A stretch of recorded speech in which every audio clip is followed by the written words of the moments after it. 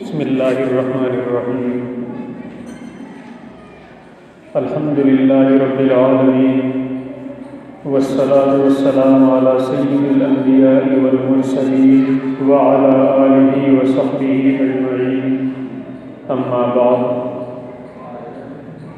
قال اللہ تبارک وتعالی فی کلامہ العزیز وَلَنَبْلُوَنَّكُمْ بِشَيْءٍ مِّنَ الْخَوْفِ وَالْجُوعِ وَنَقْصٍ مِّنَ الْأَمْوَالِ وَالْأَنفُسِ وَالثَّمَرَاتِ وَبَشِّرِ الصَّابِرِينَ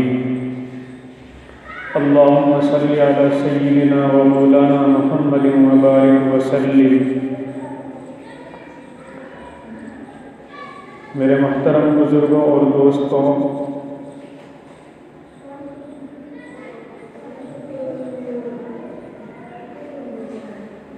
موجودہ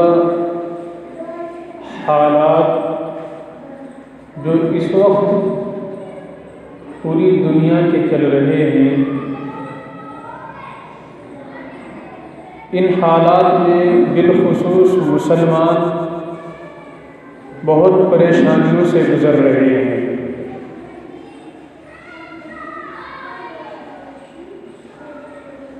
نوجوان نسلوں کو ان کے دین سے ہٹانے کی بے انتہا کوششیں کی جا رہی ہیں۔ ہماری آنے والی جتنی بھی نسلیں ہیں، ان سے دین کو کس طریقے سے ختم کیا جائے، دین سے ان کو کیسے دور رکھا جائے، اس پر غیروں کی بے انتہا کوششیں ہیں، اور وہ اپنی ان کوششوں میں بے انتہا کام بھی ہوتے نظر آ رہے ہیں۔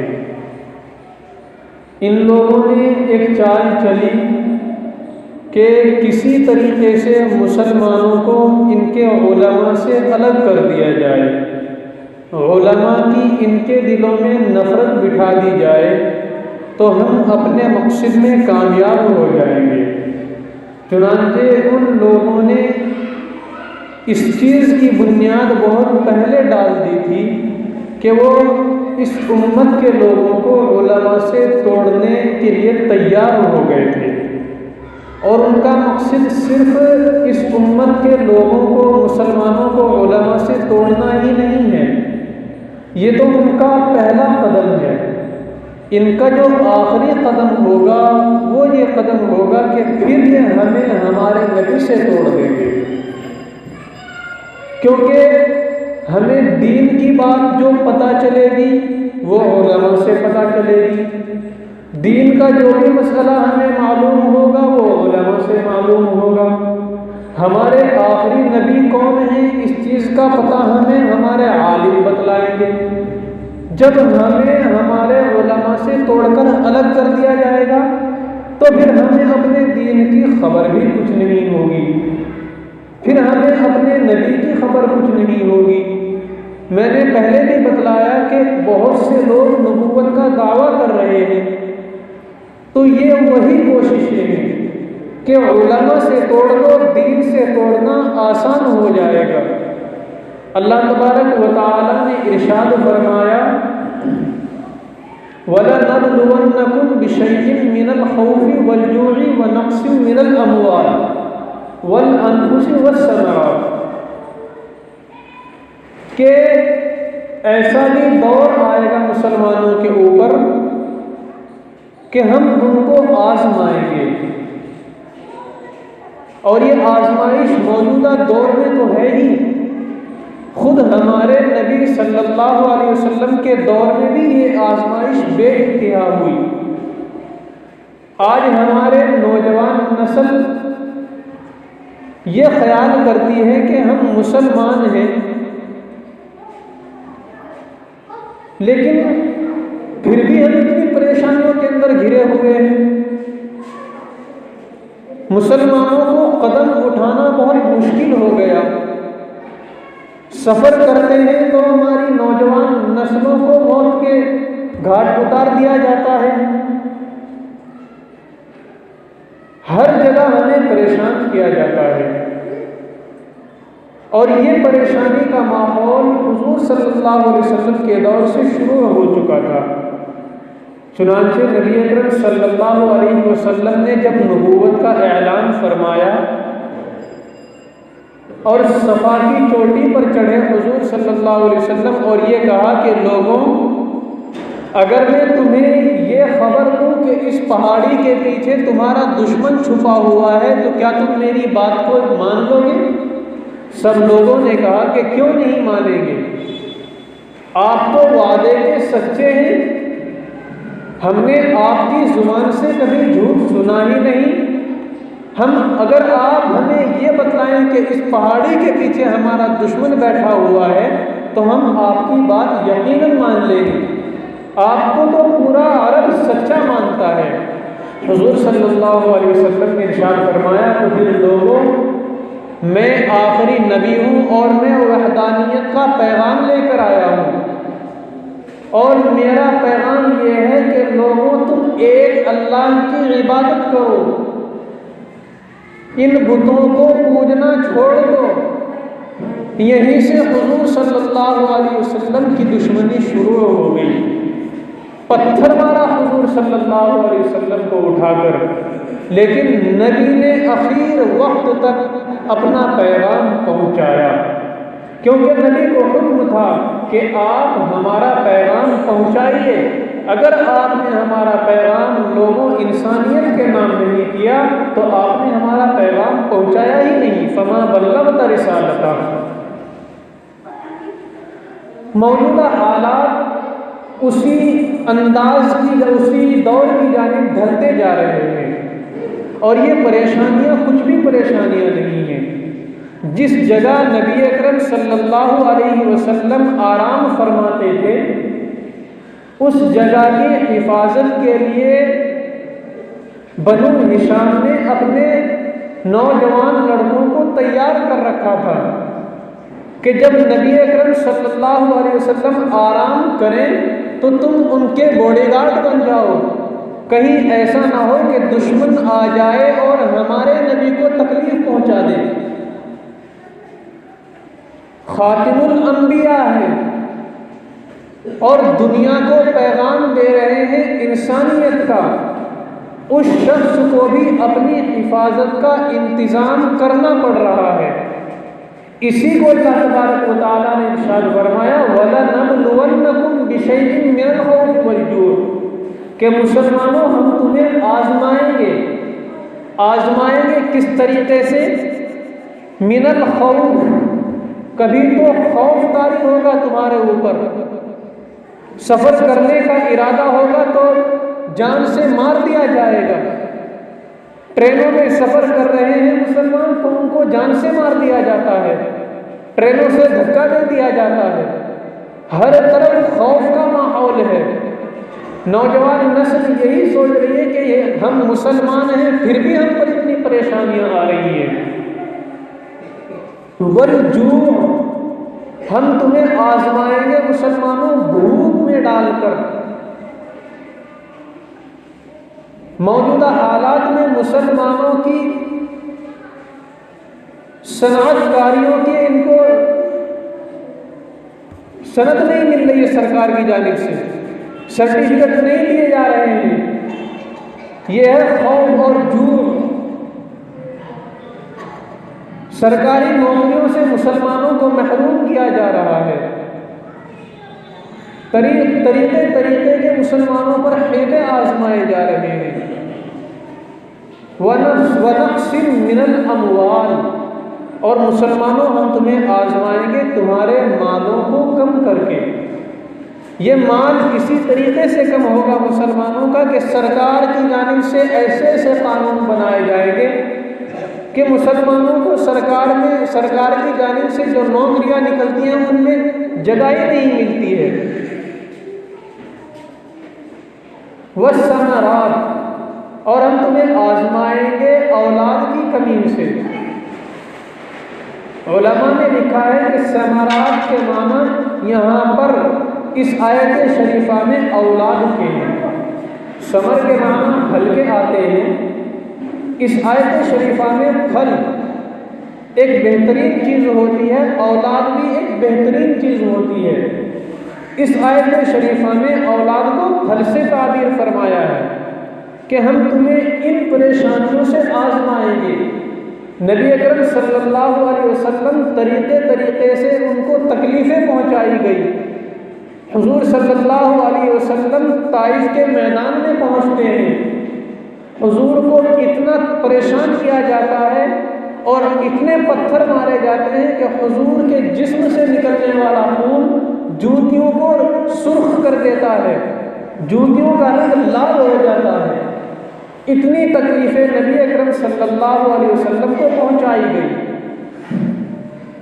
اسی آیت شریفہ میں اللہ نے یہی ارشاد فرمایا وَلَنَبْلُوَنَّكُم مِّنَ الْخَوْفِ وَالْجُوعِ وَنَقْصٍ مِّنَ الْأَمْوَالِ وَالْأَنفُسِ وَالثَّمَرَاتِ۔ اب ہمیں کرنا کیا ہے؟ ہمیں اللہ آزمائیں گے ضرور۔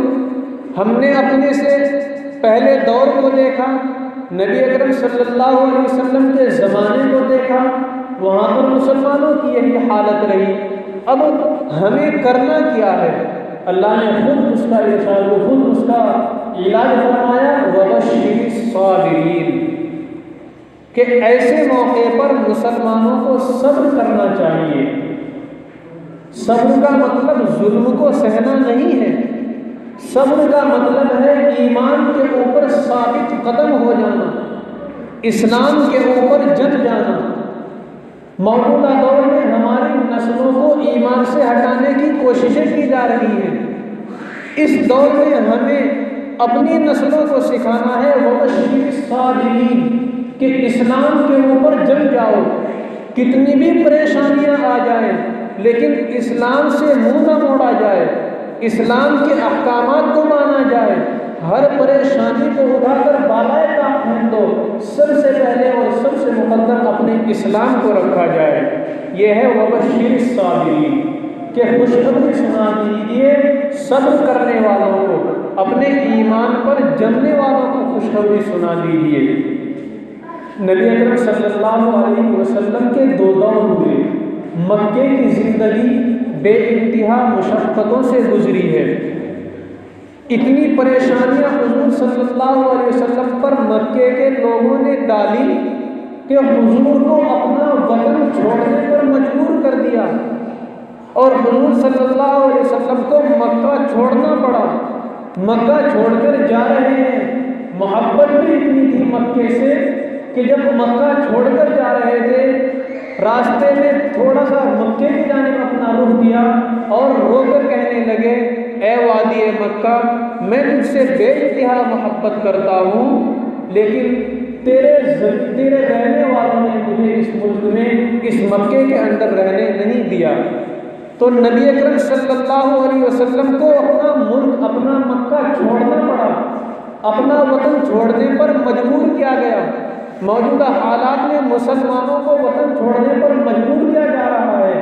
نبی اکرم صلی اللہ علیہ وسلم نے صبر سے کام لیا، اور پھر کیا زندگی آئی کہ نبی اکرم صلی اللہ علیہ وسلم مدینے کے اندر پہنچ گئے۔ جب مدینے کے اندر پہنچے تو مدینے میں جانے سے پہلے ایک چھوٹا سا راستہ مکے کی جانب نکلتا ہے، اس راستے کو دیکھ کر رونے لگے۔ اتنی محبت اپنے ملک سے نبی اکرم صلی اللہ علیہ وسلم کرتے تھے، اور دیکھ کر اس لیے روئے کہ یہ راستہ تو میرے مکہ میں جاتا ہے جہاں پر میں نے اب تک زندگی گزاری ہے۔ ہمارے نبی نے ہمیں ملک سے محبت کرنی سکھائی ہے۔ لوگ ہمیں غدار وطن کہتے ہیں، ہمیں تو ہمارے اسلام نے ملک سے غداری کرنا سکھایا ہی نہیں ہے۔ ہمارے نبی کی اس زندگی سے مسلمانوں نے سیکھا ہے وطن سے محبت کرنا۔ مسلمانوں پر بے انتہا ظلم اسی طریقے سے ڈھاتے جائیں گے، اور مسلمانوں کو طریقے کی پریشانیوں میں گرفتار کیا جائے گا۔ کبھی کوئی قانون بنایا جائے گا، کبھی کسی طریقے کا قانون بنایا جائے گا، لیکن اللہ نے صاف ارشاد فرمایا وَبَشِّرِ الصَّابِرِينَ، کہ مسلمانوں کو اس دور میں صبر کرنا ہے۔ جو نبی صلی اللہ علیہ وسلم نے قدم اٹھائے وہ قدم اٹھانے ہیں۔ صحابہ کرام، ابھی نبی اکرم صلی اللہ علیہ وسلم نے اعلان نبوت فرمایا، صحابہ مسلمان ہو کر حضور کے پاس آنے شروع ہو گئے، لیکن ایک معاہدہ یہ لکھا گیا تھا کہ اگر ہمارا کوئی آدمی مسلمان ہو کر تمہارے پاس جائے گا تو آپ اسے واپس کر دو گے، اور اگر آپ میں سے مسلمانوں میں سے کوئی آدمی مرتد ہو کر ہمارے پاس آئے گا ہم اسے واپس نہیں کریں گے۔ ایک صحابی ایمان لے آئے، ایمان لائے تو حضور صلی اللہ علیہ وسلم کے پاس پہنچی یہ امید لے کر کہ ہو نہ ہو کچھ مسلمانوں کی مجھے مدد ملے، کیونکہ کفار مکہ نے ان کو ہاتھوں میں بیڑیاں لگا دی تھی، پاؤں سے وہ چلنے سے مجبور کر دیا تھا، لیکن جب حضور کے پاس کچھ لوگ مسلمان جمع ہو گئے تو اس وقت وہ صحابی یہ امید لے کر حضور کے پاس پہنچ گئے کہ کچھ نہ کچھ مسلمانوں کی مدد ضرور ملے گی۔ ابھی یہ معاہدہ لکھا ہی جا رہا تھا، وہ پہنچ گئے۔ ان کافروں نے فوراً کہا کہ اے اللہ کے نبی ہمارا یہ آدمی ہمیں واپس کیجیے۔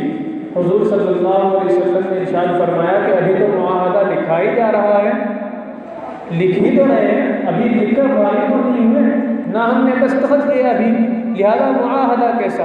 لیکن ان لوگوں نے زبردستی کی۔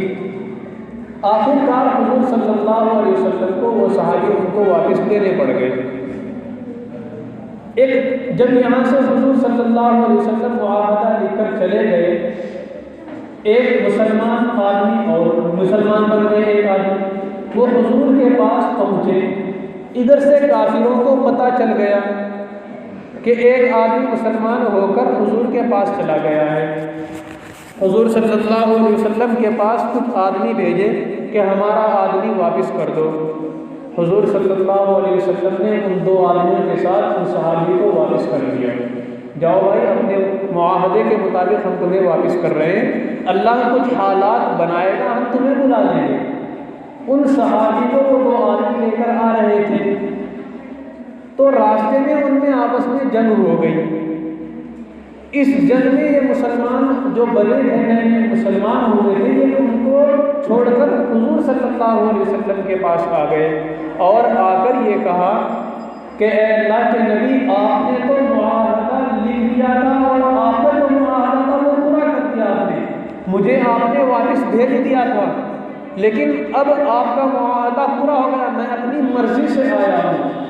اس واقعے کو بتلانے کا مقصد یہ ہے کہ مسلمانوں پر اتنی پریشانیاں ڈالی گئی کہ انہیں اسلام قبول کرنے سے روکا گیا۔ طرح طرح کے قانون اس وقت بھی بنے، آج بھی یہی قانون بن رہے ہیں، تو ہمیں ان پریشانیوں سے گھبرانا نہیں ہے۔ اللہ تبارک و تعالیٰ نے مسلمانوں کو تنہا نہیں چھوڑا ہے، اللہ نے خود ہمارے نبی کی ذمہ داری لی۔ میں نے بتلایا کہ نبی صلی اللہ علیہ وسلم جس جگہ آرام فرماتے تھے تو وہاں پر بنو ہاشم نے حضور کی حفاظت کے لیے کچھ لوگوں کا انتظام فرما رکھا تھا، 24 کے 24 گھنٹے ہمارے نبی حفاظت میں رہتے تھے۔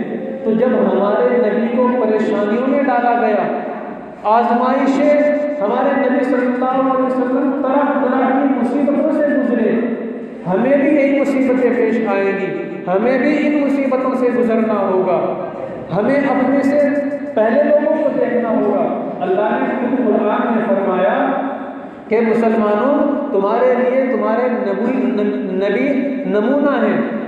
اب ہم نے اپنے نمونے کو دیکھا، وہ پریشانیوں میں رہا، ہم بھی ایسی ہی پریشانیوں میں رہیں گے، لیکن ایک وقت ایسا بھی آئے گا کہ ہر طرف اسلام کا نام ہوگا، جس طریقے سے حضور صلی اللہ علیہ وسلم کے دور میں حضرت امیر معاویہ رضی اللہ عنہ نے 40,000 مربع میل پر حکومت قائم کی، اور آج سے پہلے ملک ہندوستان میں ایسے بابر کے دور میں بہت دور تک مسلمانوں کی حکومت رہی۔